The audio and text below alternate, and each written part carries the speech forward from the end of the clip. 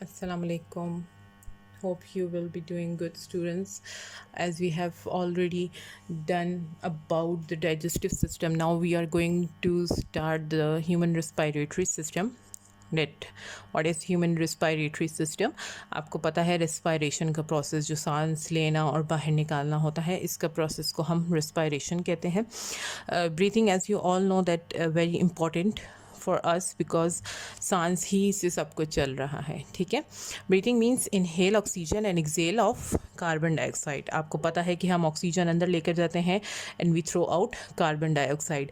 अगर ऑक्सीजन नहीं होगी तो हम उस कार की तरह होंगे जिसके पास फ्यूल मौजूद नहीं है. ठीक है. गाड़ी तो है लेकिन उसमें फ्यूल नहीं है, तो वो जाहिर है हमारी भी इसी तरह ही प्रोसेस होता है. Lack of oxygen causes death. ठीक है. ऑक्सीजन जितना कम होगा उतना क्या होगा, हमारे डेथ के चांसेस हैं.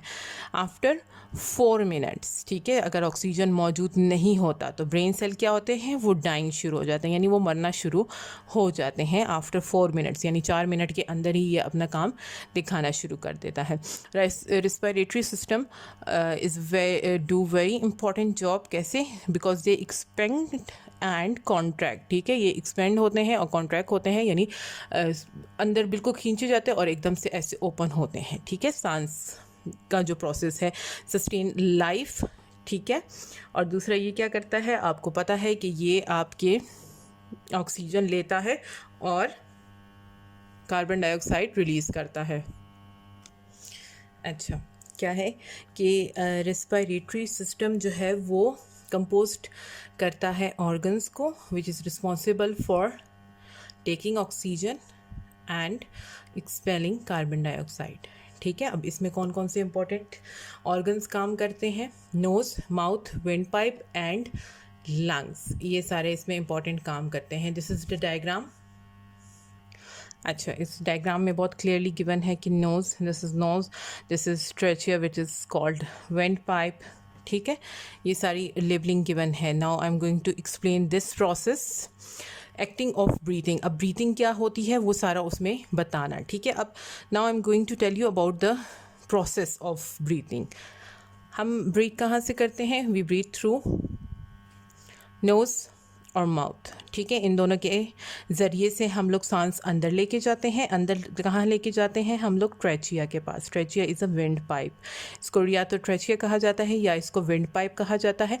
यहाँ से सांस होते हुए कहाँ जाती है? यहाँ से सांस होते हुए जो है हमारे पास ब्रोंकियाई में जाती है. ठीक है. यहाँ पे ब्रोंकियाई हमारे पास, ये देखिए 2 एरो लगे हुए हैं, यहाँ पे गिवन है.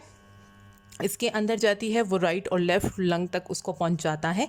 अच्छा, अब यहाँ पे राइट लंग में क्या होता है कि 3 हमारे पास ब्रोंकियल्स मौजूद हैं और यहाँ पे 2 है. ठीक है. उसकी वो आगे डिवीज़न हो गई है. यहाँ पे इसलिए 2 है क्योंकि यहाँ पे हमारे पास हार्ट का भी पोर्शन आ जाता है, तो इस वजह से वो कम रहता है. अच्छा, अब क्या होता है कि यहाँ पे जो ये सारा पूरा पोर्शन है ये म्यूकस से कवर होता है. What is mucus? Mucus is a sticky material which collects dust, germs and other particles, ताकि वो आपकी बॉडी को हार्म ना कर सके. और हम इसको म्यूकस को कैसे बाहर निकालते हैं? Through sneezing.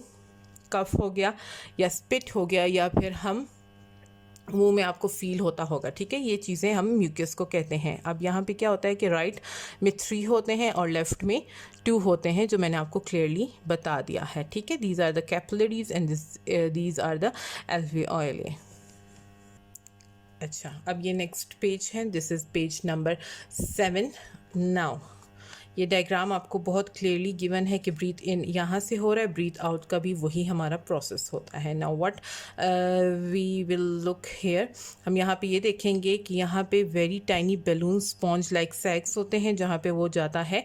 ठीक है. उसको एल्वियोली कहा जाता है. मेन जो सांस का आपका ऑक्सीजन का अंदर लेना और कार्बन डाइऑक्साइड का रिलीज़ करना, वो कहाँ पे होता है? वो सबसे ज़्यादा इंपॉर्टेंट जो है एल्वियोली में किया जाता है. एंड ब्लड एब्जॉर्ब करता है ऑक्सीजन को और फिर उसको कार्बन डाइऑक्साइड को रिलीज़ करता है. ठीक है. अब इसमें ये बताए रहे हैं कि एल्वियोली की जो वॉल्स हैं वो बहुत ही छोटी हैं. कितनी है? 0.2 माइक्रोमीटर्स. ठीक है. मिनी भी नहीं है, माइक्रो है, उससे भी स्मॉल की बात हो गई है. और ये क्या है? सिंगल लेयर से बनाया गया हुआ है ऑफ एपिथेलियन सेल से. ठीक, ये टाइनी ब्लड वेसल्स होते हैं जो कैपिलरीज होती हैं। ये मैंने आपको इधर पिक्चर में शो कर दिया हुआ है, दीज आर द कैपिलरीज। ठीक है, ये यहाँ पे शो हुआ हुआ है। अच्छा, उसके बाद क्या है कि blood present in these capillaries absorbs oxygen from the lung. ठीक है, वो ऑक्सीजन को एब्जॉर्ब करते हैं लंग के, ताकि वो वॉल्स के साथ ईजीली आपके सांस का प्रोसेस जो है वो चल सके। आफ्टर डेट एब्जॉर्बिंग ऑक्सीजन, अब यहाँ तक तो हमने एब्जॉर्ब कर लिया ऑक्सीजन को, अब वो क्या करेगा, वो लंग्स को सपोर्ट करेगा ताकि वो आपके मतलब जो आपका जो सांस है वो वापस उसके से कार्बन डाइऑक्साइड बाहर भी निकाल सके। ठीक है, फिर हम जब एब्जॉर्ब कर चुके हैं तो उसको हम हार्ट तक पहुंचाते हैं। हार्ट तक पहुंचाने के बाद जो है वो सारे आपके सेल्स और टिश्यूज़ और पूरे बॉडी में वो चले जाते हैं। क्या, आपके सांस का जो प्रोसेस है। Now you can see here the 2 diagrams, यहाँ पे डायग्राम्स गिवन है। ये है ब्रीथ इन, यानी हम जो सांस अंदर लेके जा रहे हैं और हम जो सांस बाहर लेके जा रहे हैं। ठीक है, अब यहाँ पे इसमें बताया हुआ है सबसे ज़्यादा अमाउंट आप देख लीजिए कि नाइट्रोजन की मौजूद है। हालांकि नाइट्रोजन का कोई काम नहीं है ख़ास, लेकिन सबसे ज़्यादा यानी कि 78% और 21% हमारे पास ऑक्सीजन है। यहाँ पे देख लीजिए, ठीक है, कि कितने परसेंट हम लोग कार्बन डाइऑक्साइड जो है वो रिलीज़ कर रहे हैं और कितना ऑक्सीजन हो रहा है। ठीक है, now this is diaphragm. Diaphragm यहाँ पे ये देख लीजिए, ये जो थोड़ा सा डोम शेप में है, ज़रा इसको डायफ्राम कहा जाता है। डायफ्राम लंग्स के साथ ही काम करता है। ठीक है, ये क्या करता है, ये breathe in to make the space, ये स्पेस बनाता है और एक्सपेंड करता है एक्सहेलिंग प्रोसेस को। ठीक है, डायफ्राम का सिर्फ ये काम है। और दूसरा क्या है कि डायफ्राम जो है वो लंग्स और चेस्ट मसल्स को आपके एब्डोमिनल यानी पेट के मसल से सेपरेट रखता है। ठीक है, ये इसका काम है। नाउ ब्रीथिंग एंड रेस्पायरेशन, सब समझते हैं कि ब्रीथिंग और रेस्पायरेशन जो है वो सेम है, बट इनमें बहुत बड़ा डिफरेंस है। ठीक है, breathing is a physical process. ठीक है, ये एक फिज़िकल प्रोसेस है जो इनहेल करता है ऑक्सीजन को सराउंडिंग से और फिर उसको एक्सहेल कर देता है कार्बन डाइऑक्साइड को। ठीक है, लेकिन रेस्पायरेशन क्या है, रेस्पायरेशन केमिकल प्रोसेस है हमारे पास। ठीक है, which body breaks down glucose को वो ब्रेक डाउन करता है ताकि वो ऑक्सीजन की हेल्प की वजह से करता है, ताकि वो एनर्जी दे सके और फिर कार्बन डाइऑक्साइड और वाटर प्रोवाइड कर सके आपकी बॉडी को। तो ये ब्रीथिंग और रेस्पायरेशन का आपस में डिफरेंस है। ठीक है, रेस्पायरेशन जो है वो एनर्जी के प्रोसेस में काम करता है, हालांकि है तो वो भी ब्रीथिंग का ही सिस्टम, लेकिन ब्रीथिंग सिर्फ सांस लेना है और रेस्पायरेशन क्या है, पूरा एक प्रोसेस है। ठीक है, ये इनका आपस में डिफरेंस है। ब्रीथिंग इन्वॉल्व्स 2 स्टेप, ब्रीथिंग के अंदर वो बता रहे हैं कि 2 स्टेप्स आते हैं, एक वेंटिलेशन का स्टेप आ रहा है और एक गैस एक्सचेंज का आ रहा है। Ventilation is the movement of air in and out, and gas exchange is the absorption of oxygen from the lungs and release carbon dioxide, और respiration only work in one step, जो कि क्या करता है, release energy और produce carbon dioxide and water. That we are going to discuss the common problems having respiratory system. This is page number 9. Number 1 is नमूनिया। नमूनिया के बारे में discuss कर रहे हैं कि नमूनिया क्या होता है। ये इन्फेक्शन डिजीज़ है, इसको इन्फेक्शियस डिजीज़ कह सकते हैं आप। दूसरा क्या है कि ये अल्वियोली में होता है, ये ज़ाहिर है आपको पता है सांस लेने में इश्यू होता है। ठीक है, ये फंगल इन्फेक्शन है जो कि बहुत जल्दी वायरल हो जाता है। ठीक है, यानी कि फैल सकता है एक दूसरे से।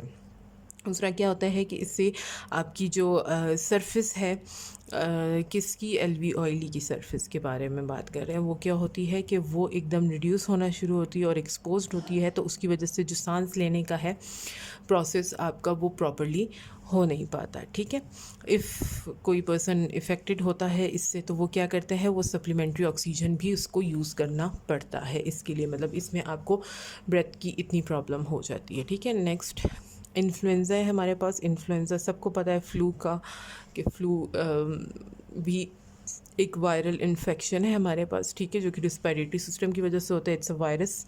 ठीक है, और इसमें क्या होता है कि ज़्यादातर you have problem with the headache, fever, body aches and fatigue आपको बहुत ज़्यादा एक्सट्रीम लेवल की रहती है। तो इसमें क्या करना होता है कि हम इसको प्रिवेंट कैसे कर सकते हैं, बाय वॉशिंग आवर हैंड्स। ठीक है, to avoid contact with those people who are having this flu. ठीक है, तो उससे डिस्टेंस रखेंगे उन लोगों से, तो ये है कि ये वायरस हमें इफ़ेक्ट नहीं करेगा। Next is asthma. एस्थमा भी आपको पता है कि पीरियोडिक एपिसोड्स की तरह होता है। ये ऐसे होता है कि आपके सांस इसमें उखड़ने लगता है, you can not clearly take the breath. ठीक है, अब इसमें क्या होता है कि आपकी ट्यूब्स जो हैं, ब्रोंकियल ट्यूब्स जिसको हम कहते हैं, आपको पता है लंग्स से कनेक्टेड है।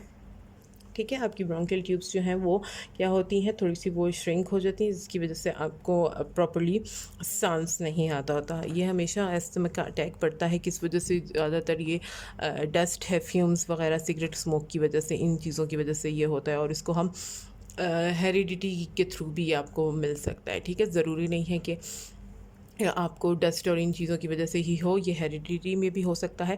और इसको सेव करने के लिए क्या हो सकता है कि हम ज़्यादातर अवॉइड करते हैं ऐसे फैक्टर्स को, यानी डस्ट, केमिकल, फ्यूम्स वगैरह से दूर रहने की हम कोशिश करते हैं।